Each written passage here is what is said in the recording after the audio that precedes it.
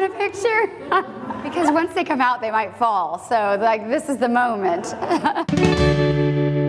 I had a great time doing the British Bake Off for Stand Up to Cancer, and my idea was to do a savory muffin with jalapeno and chorizo and bacon, and then inject a cheese sauce, a bechamel cheese sauce, into the middle.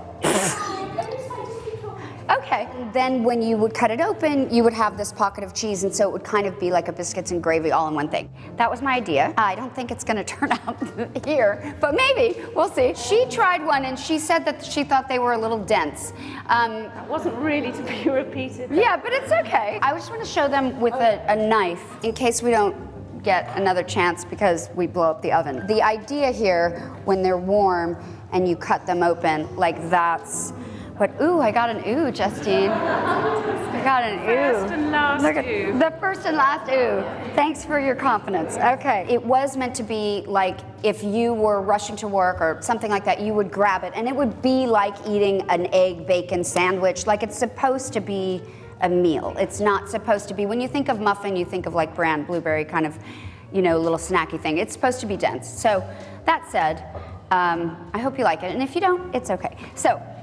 We did some pre-baking stuff because we are under a time limit here. So in the pan goes the chorizo, the bacon, and not the chives. Where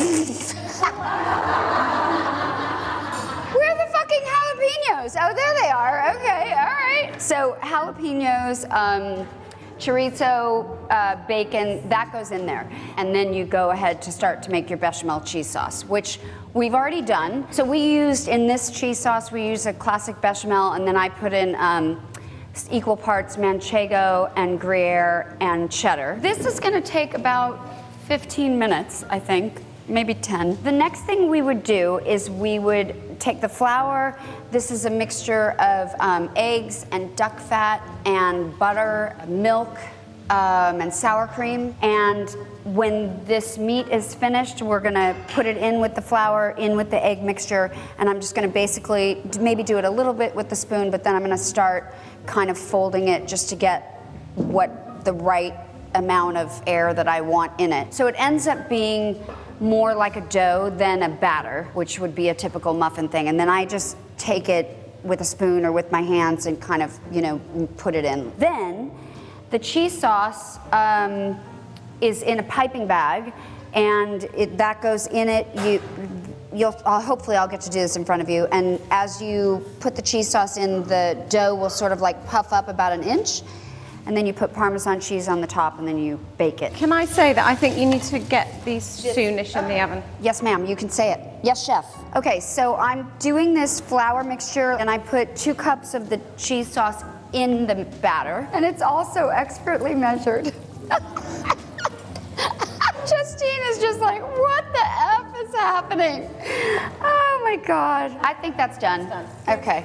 All right, so the whole thing goes in because you want all that yummy fat. I put duck fat, I think I mentioned that in here. I'm a huge fan of duck fat. It's like my favorite thing ever. So I'm just gonna use my hand to sort of be kneading this around to get all the flour so it's not dry. So can you guys see how, as I do this, this is like rising up like that? And you wanna be careful not to puncture the bottom of your dough. I'm sorry, now I'm turning to the, don't talk to me while I'm cooking. What you want is you want the piping bag to go down deep enough that as you stop with the cheese sauce and you come up, the batter is covering the hole. So the cheese sauce doesn't bubble out the top. I would actually even take the time to take a little bit of batter and put it on the hole. I didn't do that. That probably would be a good idea. We have time. Do you want to do some more Parmesan? Show you guys Parmesan crisps. Do we have oven space? Oh, we do? Yeah.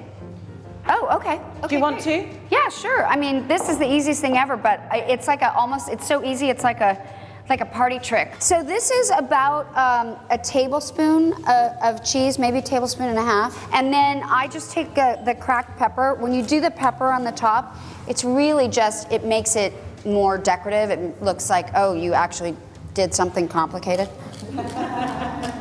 I don't know what's happening with this oven, but in my oven at home, this gets browned like this in 6 minutes at 350, but here it seems to be taking more like 12. So these came out, they look pretty. So we're gonna just let them cool, and because right now they'd be... With any baking, you really need things have to cool to solidify. I'm wondering if we really do have to let these cool. Yes, a little bit, I You think. think we do? Now we just have to be so darn patient. So these little mini ones was sort of an idea that Justine and I had just based on wanted you guys all to be able to taste, and we obviously couldn't make the giant ones. And this is probably... These are good. Yeah, these do look good. Remember how I said, like, don't puncture the bottom because that's what'll happen to the cheese sauce? So obviously because they're smaller, what happens is you end up with cheese sauce in the bottom of the thing instead of it staying in the muffin. I will say that I did test microwaving them for like 40 seconds to warm them back up, and they were good. All right, I hope.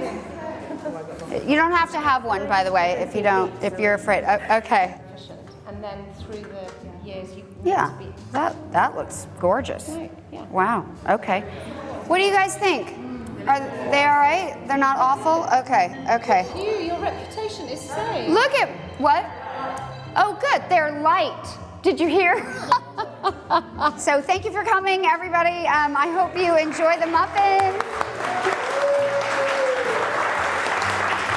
I love Cornwall, and the Port Eliot Festival has been amazing, and thank you, Justine. Mwah. You're very, very welcome. It was a joy. All right, have a great day, everybody.